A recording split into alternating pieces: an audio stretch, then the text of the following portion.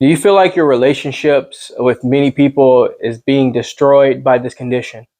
Well, join the ranks. This condition is robbing many of you of your relationships, your precious relationships with many people.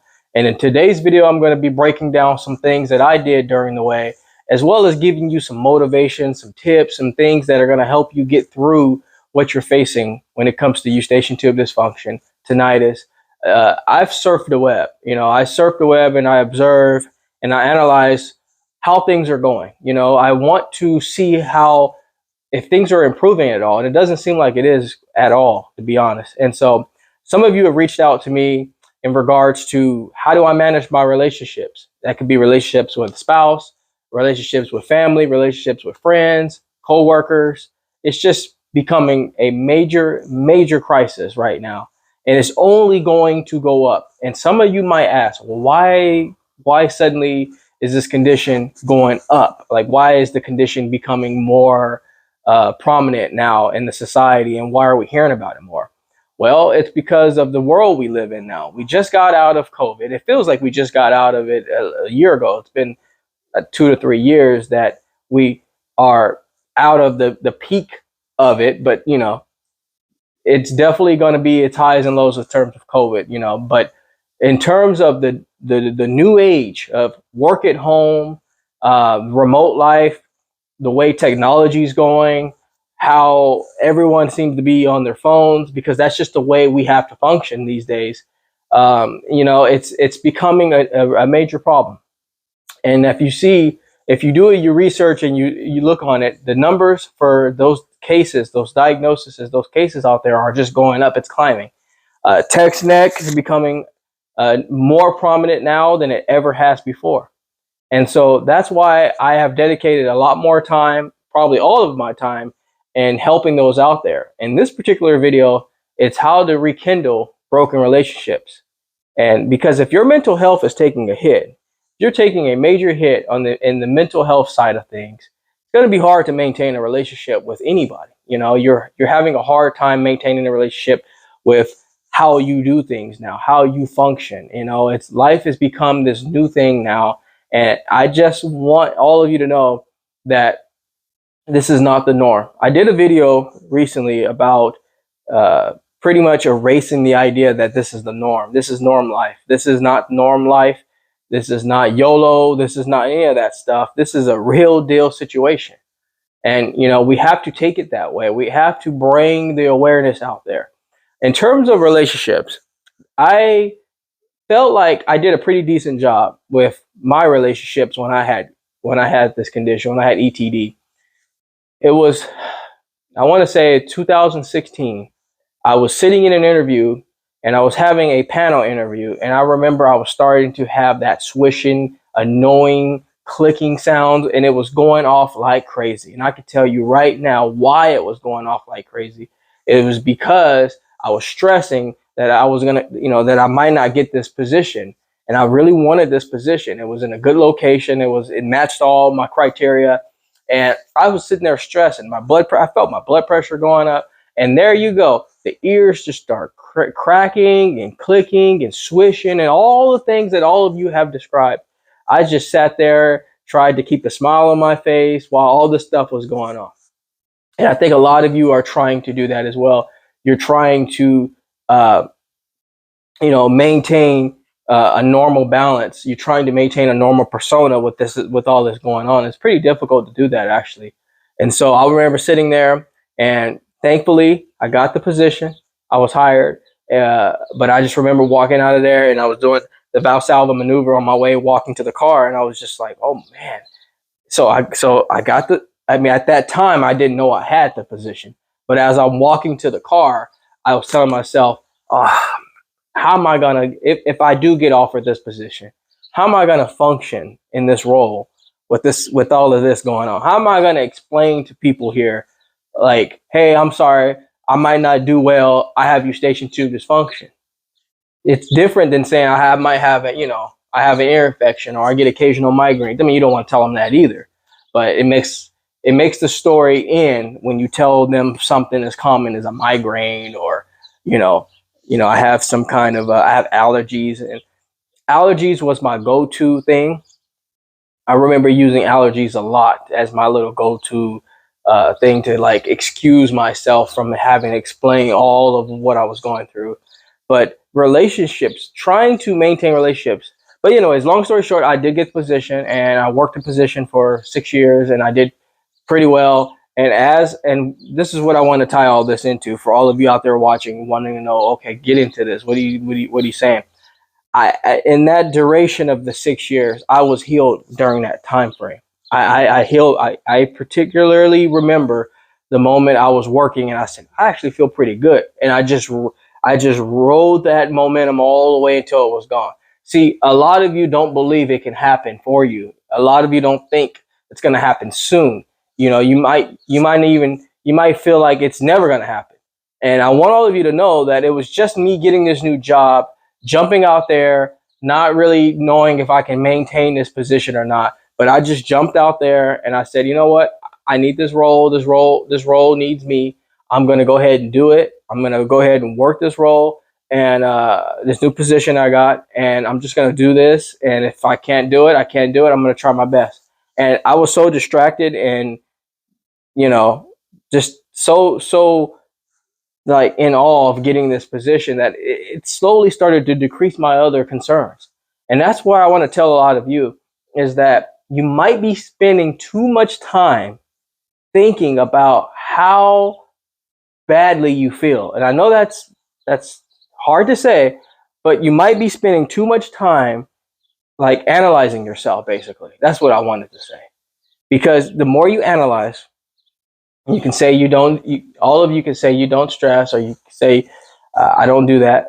The more you analyze yourself, the more you start to take on a chemical influx. You know, you start to take on almost like it's the stressors in your body starts releasing it, regardless if you think you're stressing or not. You start analyzing everything. Should I eat that? Should I drink that? Should I sleep at this time? Should I sleep at? You're doing all these things constantly. You're constantly analyzing your every move and every moment. And it's like if you slow yourself down and say to yourself, I'm not going to analyze. I'm going to focus on this new job.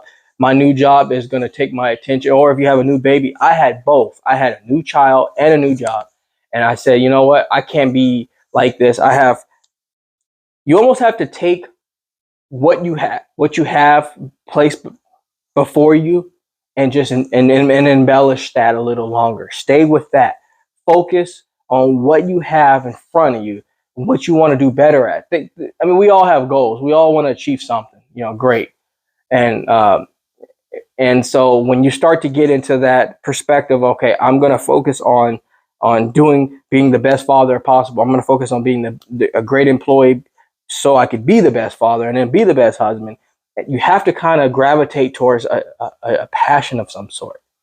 And as I started doing YouTube content, that was my third thing. Family, like being a good spouse, being a good father, being a good in my new job, being a great content creator, being a great advocate. There were so many things that I was like passionate about at the time, and I think it drowned out this whole condition. It like just drowned it out. And so I think the biggest thing is once you drown out like what you feel, and you slowly start the analyzation process comes down and the passion comes up, the drive comes up, all these things come up, you start feeling better, And so I slowly started to do that. And I think that's extremely important when you're fighting this demon of a condition that we deal with. Is there's a couple of things, like I said, when it comes to relationships and building relationships and strong relationships, you're going to have to focus less on yourself and more on the relationship you want to build. So there are some of you right now that are struggling with this condition, trying to be a good wife or husband, trying to be a good father, mother, and you just can't find a lot in you. It's going to take time. It's a process. But once you start to say, I have to be this because this is who I need to be. This is what I want to be. I want to be present. I want to be accessible. I want to be dependable. I want to be be able to be that rock for people to lean on. You slowly gravitate towards the healing side because you're so passionate and focused on someone else's well-being that those relationships start to, they start to mold into a good foundation. And if you're in a position right now and you're having a moment where your relationships are starting to crumble right in front of you, it's good to be transparent. It's good to be transparent. You don't want to make this individual, whoever you're in the relationship with, think that everything's okay. Don't do the mistake I made for 2.5, almost 3 years, where I just told everybody I was fine. I had allergies, and that's it. I had to be transparent about it, and then from there, focus my energy on that individual or individuals or multiple people. And so it started to help my relationships. It started to help build and maintain those relationships because, see, a lot of you watching here, if you're a non-diagnosed people watching this video, which you can be because this video will add value to just building relationships in general too. If you're watching this video, you might not understand or know the magnitude of how bad this condition affects you. It makes you think that you're nothing, you're not good enough, you're just sickly, you have problems, you can't really do things right, you need extra things more than everyone else does. Everybody's just strolling along, and you're just kind of back there suffering. I had many moments in a restaurant full of packed of people, and my Eustachian Tube Dysfunction was going off like crazy. It was like so bad that I was floating around in my head in that restaurant, and everybody's like smiling, putting their hands out. How you doing? Nice to meet you. And it was like a company thing. And I just remember, I am so odd compared to all these people. But I played it off really well. I indulged. I tried to indulge in the situation. I tried to take in with my surroundings. It was hard. So some of you are probably going through that too, where you're in this setting of people, and it's like you can't just, you might not see any of these people again, and you don't want their memory of you to be you telling them some kind of condition that you can't solve and figure out. And it was rough. So, my heart goes out to all of you out there who are trying to build relationships with, not just, again, it could be with anybody that I named, or a company. This could be a company situation where you're less productive at work. You're less motivated to take on projects and things that might be optional. Some of them are not optional. Some of them you just have to push through. So this video appeals to everyone out there that are having a relationship problem when you have ETD and it's affecting your mental health and you can't seem to get past it. It's one of those things that happens in this journey, and you have to focus on not focusing on it. You have to put yourself in, don't be oblivious, and don't act like it's a really thin gray area where you're not supposed to necessarily make it seem like you're not struggling with anything either, but you don't want it to get in the proximity of your well-being at the same time. So what I mean by that is you don't want to be blinded to what you're dealing with, but you don't want it to rob you of very precious moments because it's already doing that. So what I mean is when you're in these situations and you're in the moment with whatever you're doing, meetings or company picnics or whatever it is you're going through, or you just want to go on an outing with your child or your family member or your friend, you don't want to be sitting there and just think about all the things that are wrong and what's not going on with you and why is it still here and how come I can't get over this thing. You want to focus on that person. Give them the energy. It takes a while sometimes. I had to pass the hat off. I had to pass the attention off to people for many years where it's like I didn't focus on me. I had to focus on them. I asked them the questions. I asked them, how's life treating you? How's your kids? How's your family? How's your friends? How's your work? How's your passion? And how's golf? How's basketball? Whatever. Doing that, I started to be so consumed with their activities and things that it slowly drowned mine out. And I know that sounds crazy, but it works. You have to kind of take the attention off of, it's not to say like never talk about yourself, but you have to take the attention off of what's bothering you And you have to put the attention on what you're building with someone else, or what you're still trying to build with someone else. And so that's the key. That's the challenge part of this whole thing. When you're in this situation, is you just gotta have to kind of take yourself out of the main event a little bit and focus on that. And then while you do that, once you do that, or while you're doing that, you want to still be heavily involved in those things that you were heavily involved in before. So if you don't have any, it's time to start establishing things that you can be good at. Most of you have pre-existing things that make you happy, and you know about them and you know what they are. I really hope it's not skydiving, because it's going to be a really hard thing to teach that. But whatever it is, if it's something that that fuels you, you like to paint, you like art, you like golf, you like football, basketball, I mean, whatever it is, you have to if you're like me, I never get too over the top with anything. I'm kind of neutral with everything. Like, I like a lot of little things, but I don't like them to the point where my whole house is transformed to my passion, which if that's you, that's fine. But what I'm about to say is, if I keep picking, I'm just picking random, like fishing or golf or whatever. If you like something and you already like most of whatever that thing is, let's say you like football, take what you like in that and kick it up a notch. So what I mean is, instead of just watching it on TV, try to look around your community and see if there's something you can do to actually go to a game, or go to an actual live game, or take the passion to another level, like move it up some. I'm just saying football because that's a sport that everybody pretty much knows about. For me, it was content creation. I love video. I love making videos. I love teaching. I love coaching. So for me, I used to just do it. I used to just coach occasionally. Whenever, there was an opportunity to coach someone, I would just coach them on the weekends. But then I took it to another level. I said, oh, you know what? I'm going to coach more now. I'm going to coach 4 days a week. I'm going to coach 5. Health and wellness is what I'm referring to. I'm going to coach health and wellness for 4 to 5 days now. I'm going to take my passion I already like. I'm not telling you to reinvent something. Take your passion you already like and do it more. Do it more. Take it to that next level. This is the time to do it. It sounds crazy, but you're probably thinking, I am not at the position to be taking anything to a whole nother level.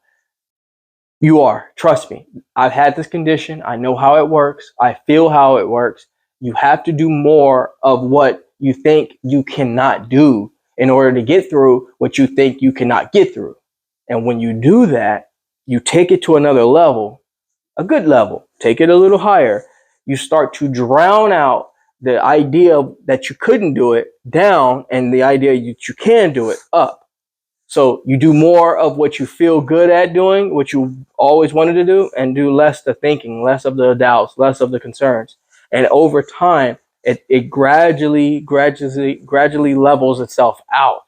And you have to do that. Like I said, for me, it was coaching, teaching, creating videos. I used to have I've had a YouTube channel for many, many years, and I never did anything with it. I just put videos of family, did a slideshow, put a few pictures, moving slideshow pictures on there. I never thought it would be anything like the way it is now, with having a studio and doing it this way. But I took what I like, what I enjoy, and I said, I'm gonna get a little more serious about it. I'm gonna invest in equipment. I'm gonna take time on my schedule. I'm gonna say I'm gonna do a video here, but do a video here, do a video here, do a video here, and then I started getting so consumed in it. I was like, whoa, this is great, and boom, I was like, oh yeah, wait a minute. Red light therapy at night, same thing. Start all over again. Good diet, good sleep. Get back into my day job. Go back and do my other passions and do my other job. And then I started boom, boom, boom, boom. Next thing you know, I don't have a condition anymore. It got so far out of my awareness that now it's gone. It's actually really gone now. So that is my advice for all of you today. Take time to drown out what you're concerned about. So in this video, it's about building relationships. Focus on that individual. Just to recap, focus on that individual. Make them the priority in terms of their, asking the questions, being passionate for them. Put your energy into building a better relationship with whoever it is you already have a relationship with, or start new ones if you feel comfortable doing that. 2, take whatever you already enjoyed and whatever you already love and do more of that. If you can make the time happen, do more of that, but do it more passionately. So like, again, if you only did art on paper, do art on the canvas, basically. If you did basketball in your house, do it at a park. Go somewhere else and do it somewhere else. So that's really my message here today. You just have to do a little bit more of what you already enjoy doing, and you'll get more results because you'll start feeling more excited about your life and less about what you can or cannot do, or what you used to be, or what you used to feel. So I hope this video was very helpful for you. If it was, take time to subscribe to the channel. I try to bring content pretty often. But in the meantime, I'm going to step out of the Jaye Wellness Studio and leave you in good hands with this video. Like anything else, folks, we're here to simply go back to the basics. Take care, everybody.